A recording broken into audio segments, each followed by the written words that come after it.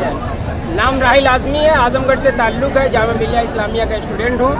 और ये जो एक जन सैलाब आप देख रहे हैं, और ये चंद मिनट की एक लहर है।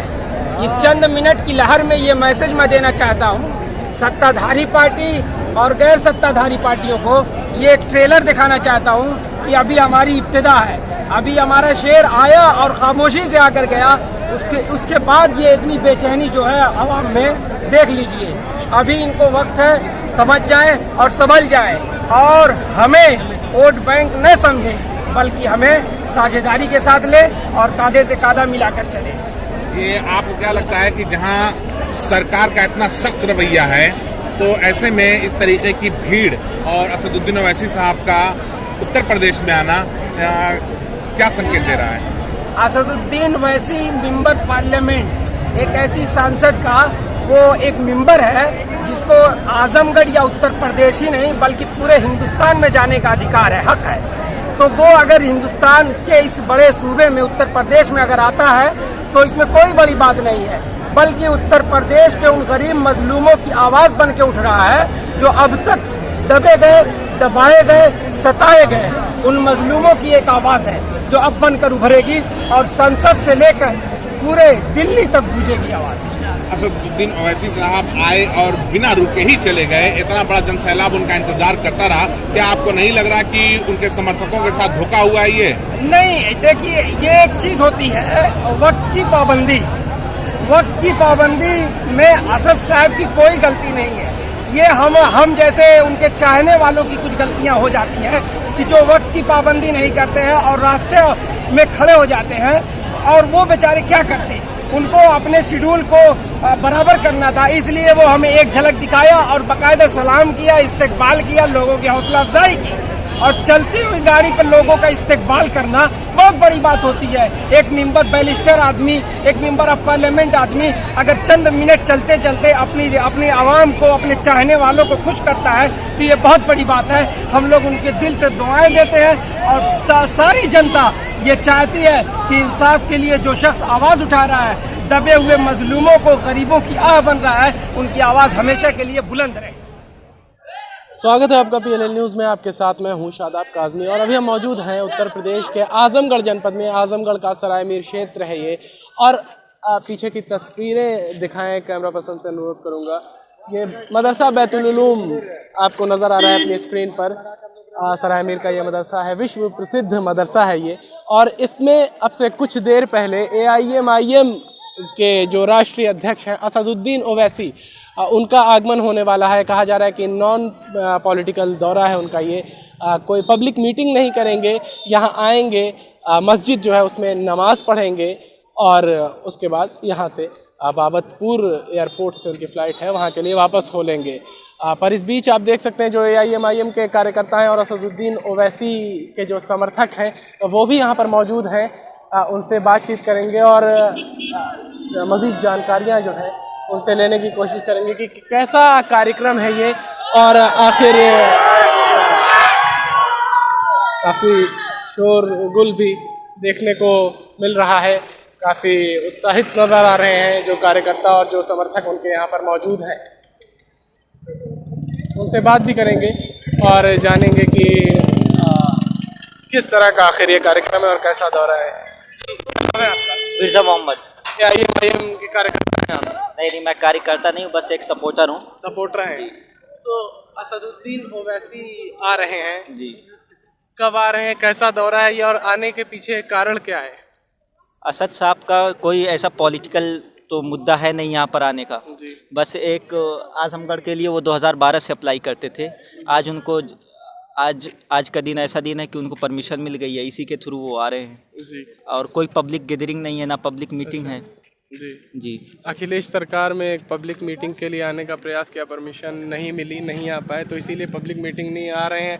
तो क्या कोई ऐसी सभा करेंगे भी नहीं? नहीं, कोई ऐसी सामाजिक सभा नहीं है। परमिशन है आने की परमिशन, योगी सरकार में आने की परमिशन बिल्कुल है उन्हें, लेकिन कोई समाजी सभा करने की उन्हें परमिशन है नहीं।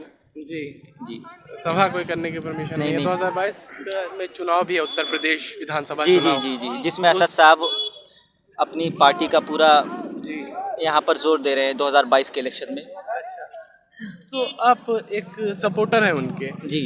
तो आपकी समझ से उत्तर प्रदेश विधानसभा चुनाव में चुनाव लड़ेंगे असदुद्दीन ओवैसी साहब, IMIM चुनाव लड़ेगी, किसके साथ मिलकर लड़ना चाहिए जो बेहतर आपको लगेगा? आपकी नज़र में कौन बेहतर है? हमारी नज़र में यहाँ पर जो भी पार्टीज़ हैं, छोटी पार्टीज़, उन्हें एक मिलकर एक ऐसी पार्टी बनानी चाहिए जो सबकी एक आवाज़ हो। छोटी पार्टीज यहाँ पे जैसे बसपा को देखा जाता है, एक बड़ा वो है बसपा और सपा, जी जी जी। इससे गठबंधन के बगैर जो है सत्ता में आना, उत्तर प्रदेश में भाजपा के विरुद्ध सरकार बना पाना, जी।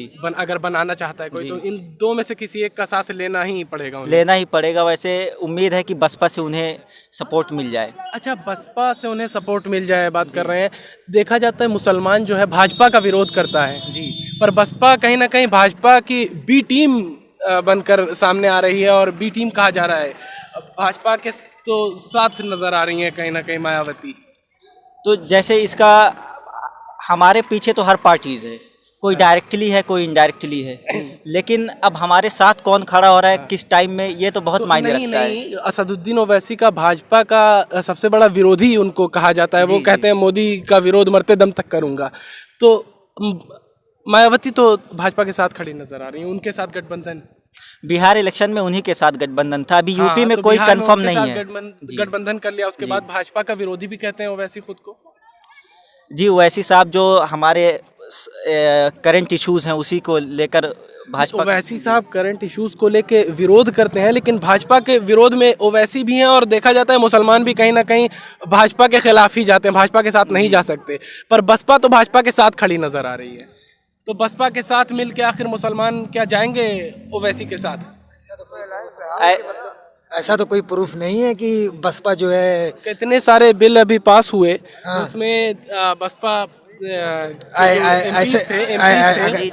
एमपी थे, उन्होंने ऐसे तो हमारे जो है कांग्रेस में भी तो बहुत से लोगों ने जब हमने कांग्रेस की बात नहीं किया, हमने कांग्रेस की बात नहीं किया। कांग्रेस हुए, अखिलेश यादव जो भी सरकार हुई उसमें किसी ने ओवैसी के विरोध करने के बाद ही सबने, मतलब हाँ, पीछे में जैसे नहीं भेड़ होती है, कोई आगे चले उसके पीछे में करते सब चले गए, कोई किसी ने विरोध नहीं किया।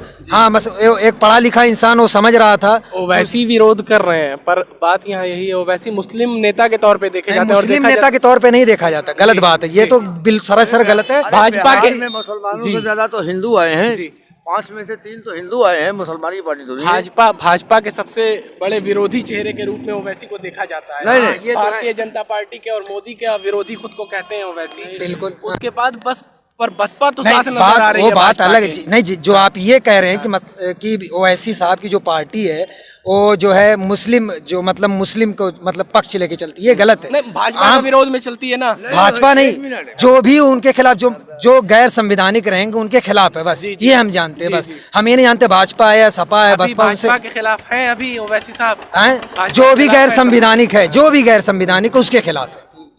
बस आप सदस्य हैं क्या? मैं सदस्य नहीं हूँ, मैं एक समझ लीजिए बस सपोर्टर हूँ, सदस्य नहीं हूँ मैं। भाजपा का विरोध नहीं है जी जी, उनकी नीतियों का विरोध है, उनके लोगों का विरोध है, गलत लोगों का। भाजपा तो अटल बिहारी वाजपेयी भी तो भाजपा के थे, उनकी नीतियों का सारे मुसलमान उनको तारीफ करते हैं जी, वो भी तो भाजपा ही के थे ना। अच्छा, मौजूदा जो वक्त है उसके मौजूदा वक्त को देखते हुए ओवैसी को उत्तर प्रदेश में किसके साथ आना चाहिए, किसके साथ गठबंधन करना चाहिए? अपनी खुद से पार्टी लड़नी चाहिए। अकेले लड़के सत्ता में आ पाएगी IMIM? सत्ता तो कोई नहीं आएगा, ये तो कंफर्म है कि सत्ता में उत्तर प्रदेश में कोई आने वाला है नहीं। मुलायम न मायावती न भाजपा, मुत्तहिदा सरकार बनेगी जी, सबको मिला के सरकार बनेगी। उसमें हमारी साझेदारी होगी, वैसे साहब की भी साझेदारी होगी। तो किसके साथ साझेदारी करना पसंद करेंगे? सब, अरे गैर बीजेपी जितने अलायंस बनाएंगे सबके साथ, गैर बीजेपी अलायंस के साथ हम रहेंगे। जितनी भी छोटी छोटी पार्टी है सबके साथ उनकी बातचीत चल रही है। जो भी रीजनल पार्टियां हैं उनके साथ गठबंधन करके सत्ता में आने की कोशिश रहेगी, भाजपा का विरोध करेंगे। तो ये सारे लोग हैं, पार्टी के कार्यकर्ता भी यहाँ बड़े सारे मौजूद हैं और जो असदुद्दीन ओवैसी के सपोर्टर और समर्थक हैं वो भी बहुत सारे मौजूद हैं। इसी स्थान पर अखिलेश यादव की सरकार में सारे मंडप तैयार हो गए थे, अचानक सचिवालय से फोन आके प्रोग्राम कैंसिल हुआ इसी जगह ही जहाँ ये आ रहे हैं। अब इसको आप क्या कहेंगे? तो योगी हमारा तो योगी कोई जी नहीं है। मतलब योगी जी बेहतर नजर आ रहे हैं। जी नहीं, योगी जी बेहतर नहीं। अभी तो परमिशन मिल गई। नहीं, संविधान क्यों गुरैनी का कैंसिल हो रहा है? योगी की सरकार नहीं जौनपुर में क्या? नहीं आने तो प्रदेश में प्रवेश की तो इजाजत है। प्रदेश की बात यहाँ नहीं है। परमिशन अखिलेश सरकार ने तो उन्हें प्रदेश में आने ही नहीं दिया था। नहीं, प्रदेश की बात यहाँ नहीं हो रही है। प्रदेश में तो हमारे 5 MLA नहीं निकले थे बिहार में। अब उसके बाद सियासत ने करवट लिया है। सबको ओवैसी की जरूरत है, ओवैसी किसी की जरूरत नहीं है, ओवैसी की जरूरत सबको है। जी बहुत धन्यवाद। तो ये सारे लोग हैं, अपनी अपनी बातें इन्होंने रखी और एक बार फिर आपको ये दिखाना चाहेंगे। ये कैंपस, ये जो पूरा मदरसा आपको नज़र आ रहा है, बैतुल उलूम मदरसा ये है। सरायमीर में ये मदरसा है। आप सरायमीर का नाम जानते हो या ना जानते हो, लेकिन बैतुल उलूम मदरसा जो है इसे विश्व स्तर पर एक पहचान रखता है और ये नाम जाना जाता है।